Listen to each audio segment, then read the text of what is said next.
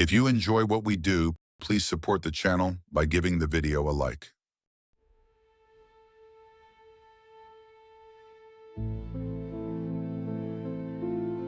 2 days passed. He still hadn't returned. We weren't sure which of the 5 family members had left the kitchen door open, but our beloved 12-year-old golden retriever found his way out and hadn't come back. It wasn't the first time. He'd find his way out and run off for an afternoon, but never overnight. He'd always be home for dinner. 2 days. We were all sick with worry. We flyered the neighborhood with lost dog posters. Every telephone pole had Chase's smiling face on it. I've seen some posters that say, "Don't try to catch or engage with so-and-so. Just call us immediately." That didn't apply to Chase. You didn't need treats. You just needed a smile. He was the best dog. Is the best dog. A big golden retriever, Chase clocked in around 80 pounds and chunky. He moved fast, though. He had a gorgeous golden coat that glowed in the summer. He was the kind of dog you see in brochures for new housing developments in the suburbs with middle-class families, like ours. Since the original lost dog posters yesterday, we'd printed more, this time offering a reward, $500. Mom and Dad decided we'd push it to $1,000 by tomorrow night, if necessary. Chase was the glue of our family. Whenever we left, he always waited in the front mudroom for us. He loved sleeping on our shoes when we weren't there. It was beautiful coming home to him and bitter leaving. He made the world better, and now it seems so empty without him. That was his charm. He always wanted to party, and he always wanted to snooze on the sofa with you during a movie. He was game for whatever. The fear of never seeing him again was growing with every hour. I was keeping those thoughts away and had done pretty well so far. But 2 nights without him felt like 2 months. One of the cutest things about Chase, he slept in all of our rooms. We left our doors open and he'd visit us all over the course of the night. 2 hours in my older sister Janie's room, 2 hours in my younger brother Timothy's room, and usually more like 3 hours in mine. Him and I had a special bond. I was born soon after we got him. However, him being born several weeks before me made him technically older. In dog years anyways. Him and I grew up together. We learned together, went on adventures, and discovered the world together. I would never share that unique friendship with anything else in my life, and that was just how I viewed him. My brother and sister and parents each had their own relationships with him, which made the situation easier and more difficult at the same time. We were all struggling. I was upstairs in my room looking out the window and hoping to see Chase. I thought I did a few times. Always shadows. Always false alarms. We'd added one number to the posters, our home phone. At first we were going to add Dad's cell. Then we were going to add Mom's as well.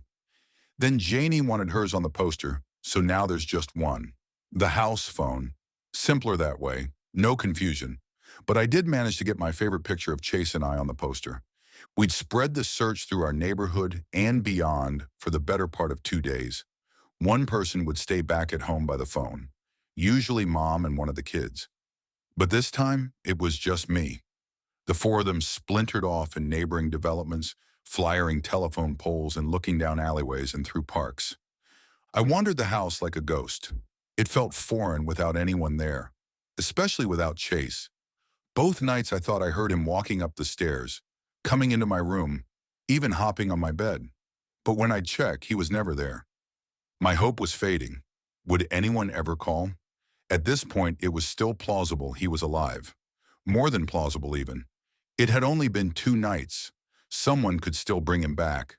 The phone could still ring any second. So why did I feel this dread? Then just before dinner, the phone rang. I let it ring 3 times, saying a quick prayer to whoever was listening. Please, let this be about Chase. Mom and Dad weren't religious, so none of us were, really. But I willingly called in this favor, just this once. I answered to a gruff, older man on the other end. He asked if I was the owner of Chase. My heart melted. Chase was alive. The man, Gary, said he'd been out with his own dog on a walk and came upon a golden retriever curled up by the stream in a park. Gary'd seen the posters around town and made the connection. He said Chase seemed ill and had to be carried up to his truck. Gary's neighborhood was the one we canvassed this morning. It was pretty far from ours, and I didn't know it very well. But I was familiar with the park where he found Chase. Gary said he takes his own dog along a path that runs through the park. But I can't imagine anyone wanting to walk through there. It was more of a large ravine than a park and was overgrown with bush and looked like a giant ball of barbed wire. I gave Gary our address and said the $500 reward would be here waiting. Then I excitedly called my dad and told him the news. He called Mom, and they all rushed back to be here for Chase's arrival. I sat silently for the next 10 minutes, in disbelief that this nightmare was finally coming to an end. Chase was on his way home. I secretly hoped they would arrive before my family, so I could have time alone with Chase. These last 2 days made me realize how truly important he was to my life. And then finally, a red pickup truck pulled into the driveway. And there, sitting in the passenger seat, was Chase. I flew out the door and down the driveway before the truck had stopped. Gary stepped out, a large smile on his face.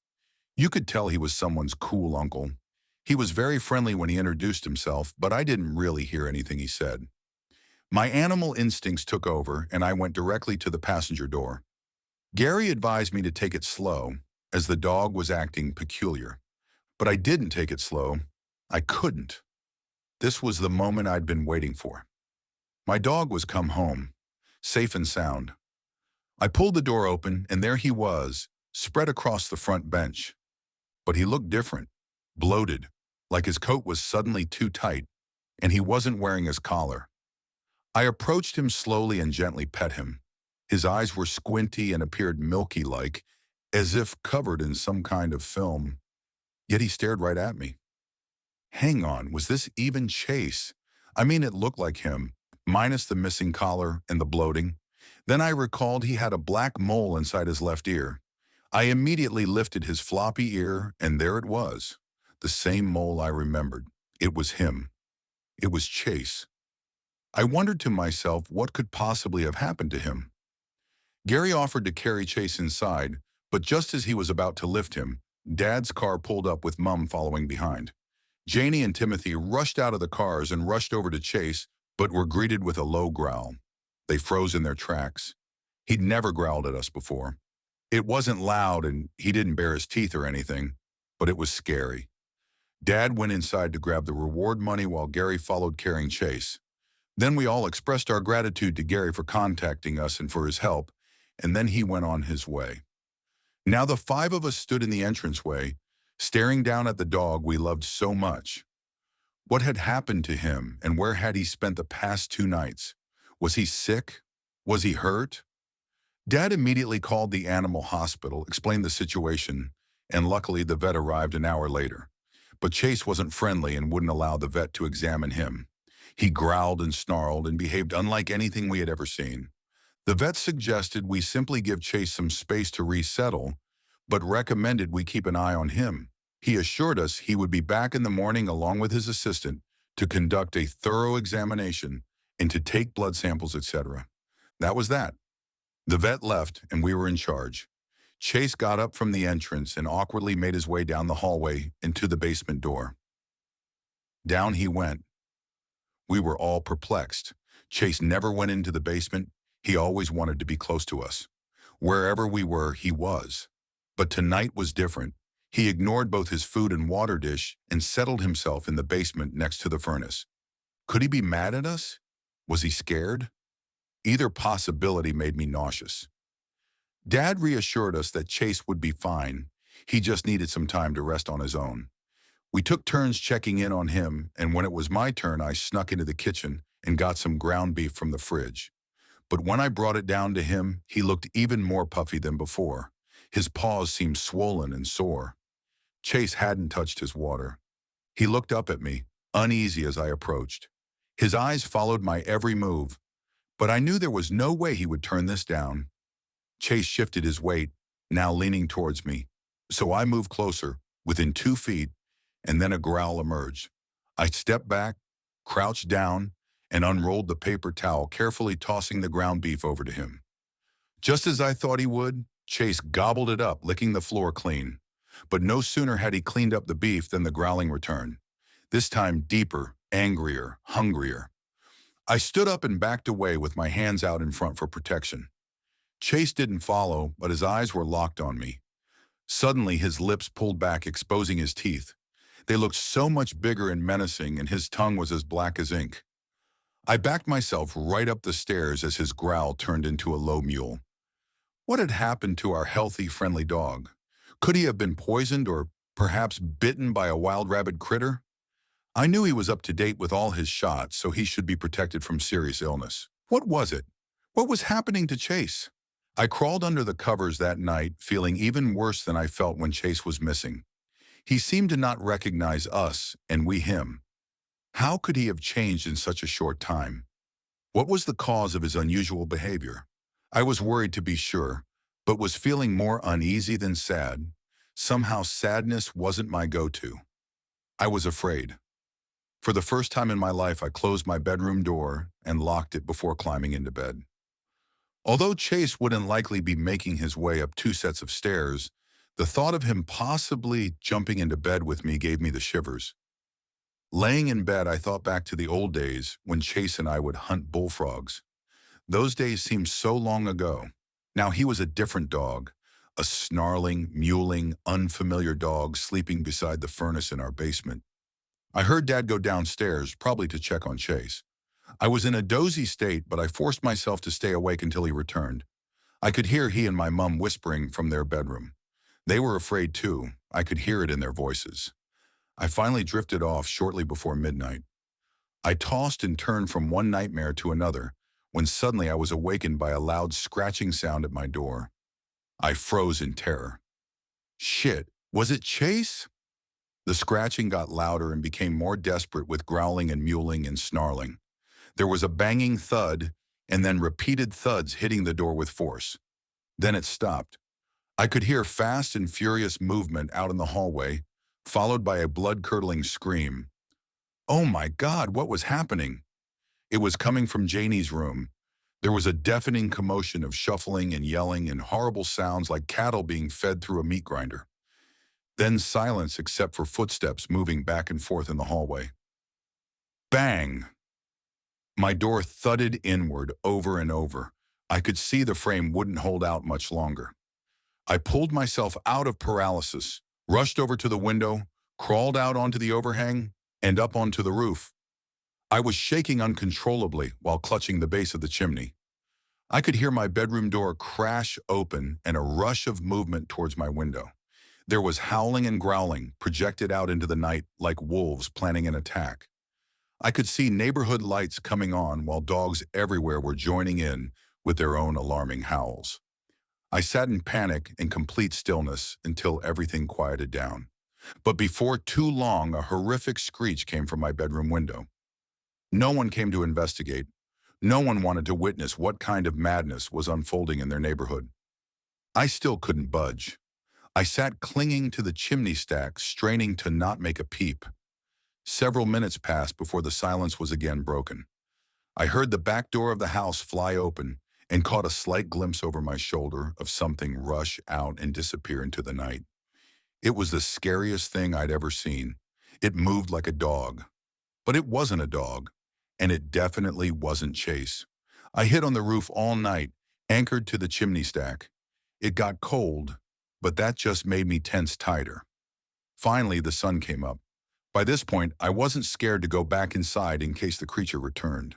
I was scared to go inside to see what it did to my family. Those screams, they were death screams. I mustered the courage to crawl back through my bedroom window, but nothing could have prepared me for what I was about to see. It was as though a bomb had gone off. Everything was either thrown about or shredded, and blood was splattered and smeared throughout. There was no way I was hanging around here. Calling out for my family, I made my way into the hallway, but it looked like a slaughterhouse. There were body pieces strewn about. My father was chewed in half. The shock was now starting to take effect, but I somehow managed to navigate through the carnage and down the stairs. I remember being in the kitchen and dialing 911, but not being able to explain the situation.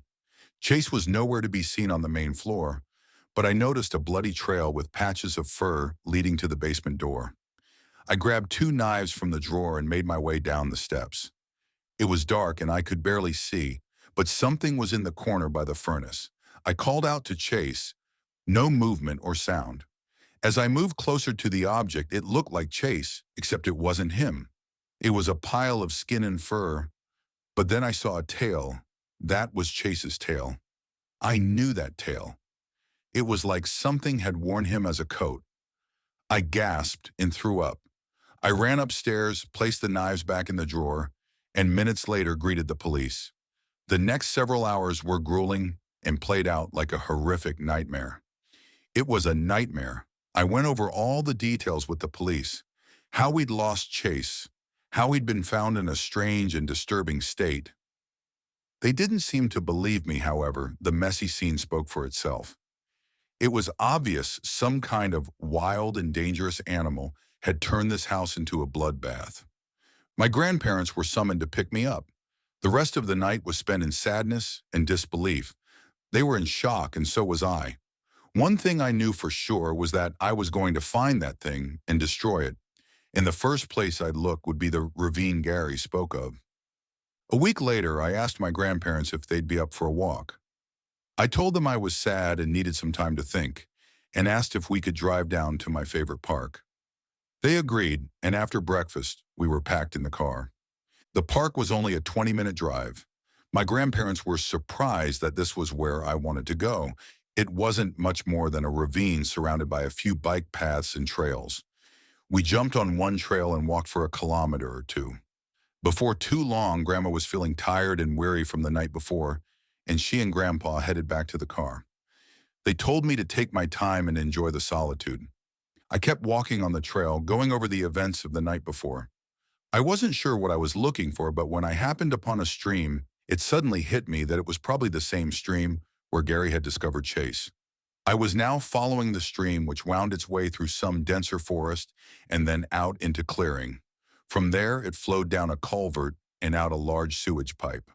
The sewage grate had been broken away, leaving the pipe open and exposed. Something immediately caught my eye. Something blue. I walked over, leaned down and picked it up. It was a dog collar, old and weathered, but still holding the name tag, which read Wally. I made my way closer to the entrance and stuck my head inside. It was cold inside and smelled bad, like rotten. My eyes watered from the stench, but as they adjusted to the darkness, I noticed a shiny object. It was another tag attached to another dog collar, bloody with bits of fur caught in the buckle. It was red with a black stripe. It was Chase's. There was his name right there on the tag. Tears welled in my eyes. My eyes began to adjust to the darkness, and I could see a shape a few feet further into the tunnel. It was a dog, about the same size as Chase, but without fur or skin. My eyes adjusted further, and there was another light glint behind it, with another mound of skinned dog further back.